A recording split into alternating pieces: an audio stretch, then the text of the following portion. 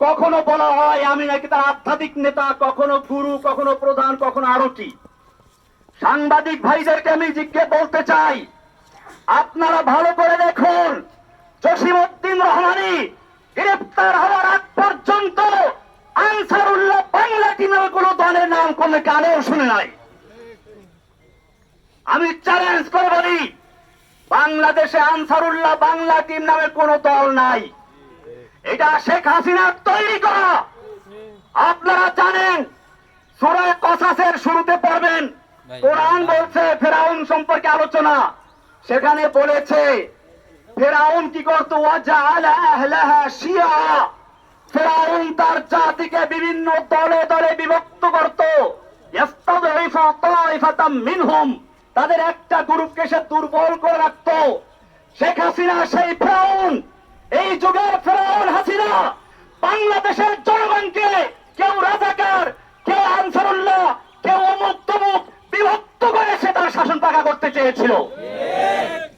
আপনারা জানেন, এই সর্বশেষ যে আন্দোলন, এটা কোন দলের আন্দোলন ছিল না। এটা ছিল বাংলাদেশের ইতিহাসে এমন এক আন্দোলন যেখানে হিন্দু, মুসলিম, বৌদ্ধ, খ্রিস্টান, ছাত্র, মাদ্রাসা ছাত্র, আলিয়া, কওমিয়া, ডানপন্থী, বামপন্থী কোনো ভেদাভেদ ছিল না। সব একাকার হয়ে ময়দানে অবতীর্ণ হয়েছিল।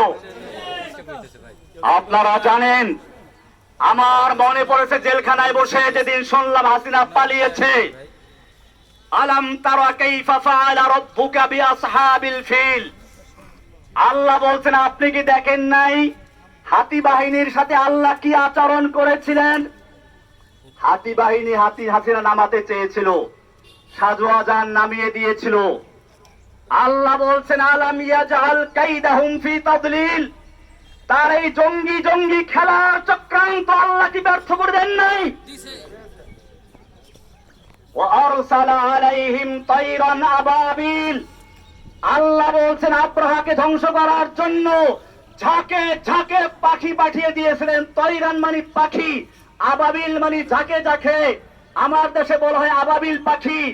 আমি তখন মনে করলাম, এই প্রাইমারি স্কুলের ছাত্র, হাই স্কুলের ছাত্র, নাবালিক শিশু পর্যন্ত যখন ময়দানে ছাপিয়ে পড়েছে, এটা আল্লাহ দর্শাই আবাবিল পাখি চলে এসেছে।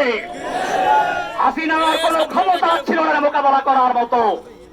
আমি ধন্যবাদ জানাই বাংলাদেশের সেনাবাহিনীকে সময় মতো পদক্ষেপ নেওয়ার জন্য, যে তারা কোন দলে আনুগত্য না করে বাংলাদেশের জনগণের পাশে দাঁড়িয়েছিল। আমি বাংলাদেশের পুলিশ ভাইদেরকে বলবো, আপনাদেরকে জোর করে ব্যবহার করেছে আমরা জানি, আপনাদের দোষ না। আমি সেজন্য আজকের মাধ্যমে সারা বাংলাদেশের মুসলিম অমুসলিম সমস্ত মানুষকে বলতে চাই, আপনারা কোনো ফাঁদে পা দিবেন না। এখন বড় কঠিন মুহূর্ত চলছে। আপনারা দেখেছেন ভারতের মিডিয়ায় প্রচার হচ্ছে, বাংলাদেশে হিন্দুদের মন্দির জ্বালিয়ে দেওয়া হচ্ছে, হিন্দুর বাড়ি ঘরে আগুন লাগানো হচ্ছে, এই সমস্ত অপপ্রচার হচ্ছে। খবরদার, আমি আপনাদেরকে কঠোর ভাবে বলছি, কোন হিন্দুর উপরে আক্রমণ যেন না হয়, কোন মন্দিরকে আগুন দিতে না পারে, সেজন্য আপনাদেরকে অতন্ত্র প্রহরে পাহাড়তে হবে ইনশাআল্লাহ। ভাইয়েরা আমার, আপনারা জানেন আমরা কোন বিশৃঙ্খলা পছন্দ করি না।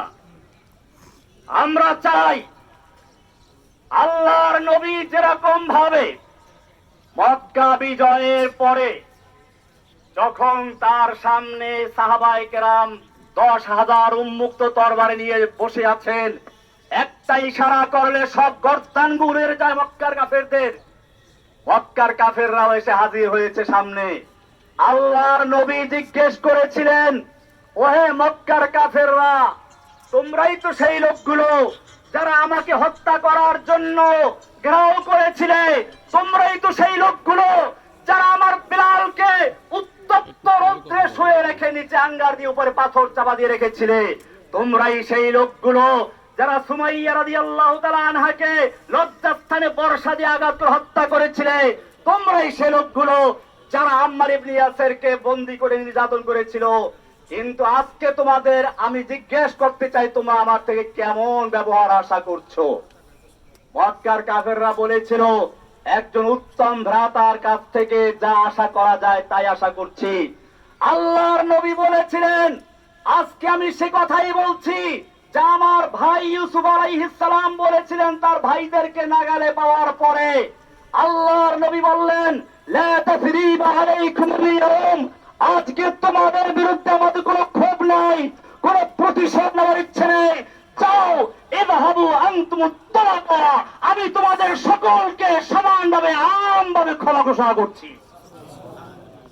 বাংলাদেশে আন্দোলনরত ছাত্র জনতা, মাদ্রাসার ছাত্র, স্কুল কলেজের ছাত্র, সাধারণ জনতা, আমি সকলের কাছে অনুরোধ করব, আল্লাহর নবীর এই মক্কা বিজয়ের ঘোষণাকে কেন্দ্র করে আমরা যেন এই বিগত দিনে যা হয়েছে সব ক্ষমা করে দিয়ে একসাথে একটা সুন্দর সমৃদ্ধ সাম্যের বাংলাদেশ গড়তে পারি। আমি একটা কথা না বললেই নয়, আপনারা অনেকে মনে করেন প্রচার হচ্ছে হিন্দুরা মুক্তমুখ। আমার এই জিল জীবনের আমি সর্বশেষ ঘটনা বলছি। সর্বশেষ আমি যেদিন কোর্টে যাই, একজন কারা পুলিশ, নাম হলো প্রবীর, দুই তারাওয়ালা কি এরা হিন্দু, দেখেন হিন্দু। দুপুরের সময় আমি ডায়াবেটিস রোগী, মুখটা শুকিয়ে গেছে, বলেন হুজুর আপনার বোধহয় ক্ষুধা লেগেছে।